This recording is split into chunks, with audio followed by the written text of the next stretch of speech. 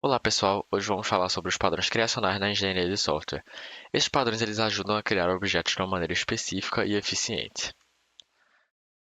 Primeiro a gente tem o Factory Method, que ele fornece uma interface para criar objetos em uma superclasse, mas permite as subclasses alterarem os tipos de objetos que serão criados. Por exemplo, nesse exemplo da esquerda a gente tem a lógica de uma indústria de logística de entrega de qualquer coisa assim de produtos. E aí, esses produtos eles têm diversos tipos de transporte. Eles podem ser entregues por caminhões ou por barcos, por terra ou por mar, né? E nisso acaba gerando um problema de como a empresa iria organizar isso. E aí a gente acaba criando uma fábrica de logística e gerando os transportes, por exemplo.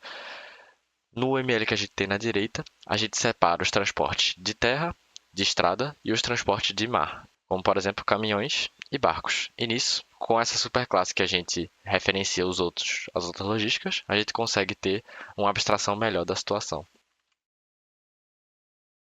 Já o Abstract Factory, ele permite que você produza famílias de objetos relacionados sem ter que especificar suas classes concretas. Como por exemplo, na esquerda a gente tem cadeiras, sofás e mesas de centro. E ele tem vários estilos, tem no estilo de arte, estilo vitoriano e no estilo moderno. E nisso, digamos que o usuário queira uma mobília toda do tipo moderno, toda do tipo vitoriano, e ele não vai precisar selecionar de um por um, especificar qual é qual. Ele cria uma fábrica, uma interface que é a fábrica de mobília, e nisso, com o Abstract Factory, essa fábrica pode ser especificada em fábrica de mobília vitoriana, fábrica de mobília moderna, e nisso cada classe vai criar sua mobília específica. Por exemplo, a classe de mobília vitoriana só pode criar cadeiras, sofás e mesas de centro vitorianas. A factory de mobília moderna só pode criar cadeiras, sofás e mesas de centro no estilo moderno. Aqui a gente tem o Builder, que ele permite a gente criar objetos complexos passo a passo, permitindo produzir diferentes tipos e representações de um mesmo objeto usando o mesmo código de construção. Como, por exemplo, a gente tem o exemplo de uma casa. Para a gente construir uma casa, a gente pode construir uma casa com piscina, uma casa com garagem, uma casa com estátuas e uma casa com jardim, por exemplo.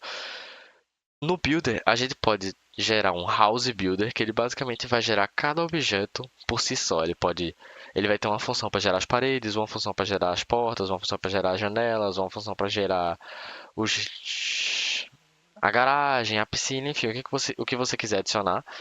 E na criação da casa, você chama só as funções que você quer e com isso você tem o resultado. A casa que você for gerar, você passa as funções que você quer e você vai ter a casa, por exemplo, com piscina. Se você quiser, você vai ter que passar as portas, janelas, telhado, chão e outras coisas e a piscina.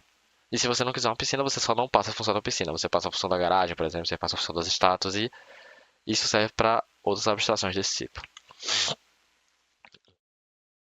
Já no prototype, a gente pode copiar objetos já existentes sem fazer o seu código ficar dependente de suas classes.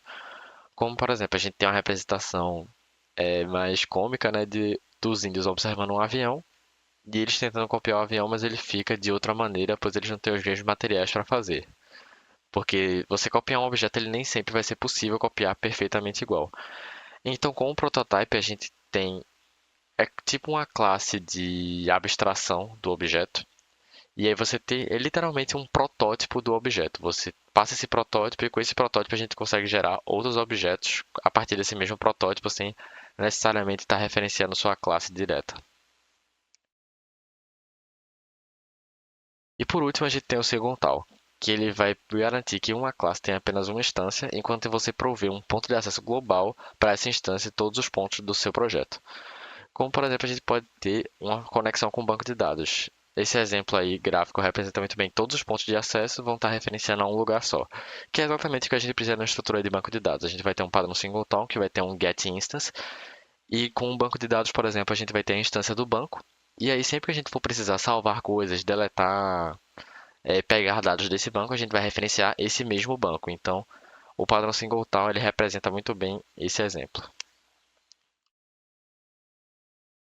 E é basicamente isso. Sobre padrões criacionais, a gente conseguiu ter uma visão desses padrões que constroem coisas que são de construção de objetos e como a gente pode estruturar isso. E no próximo vídeo a gente vai entender um pouco melhor sobre o padrão estrutural. Até lá!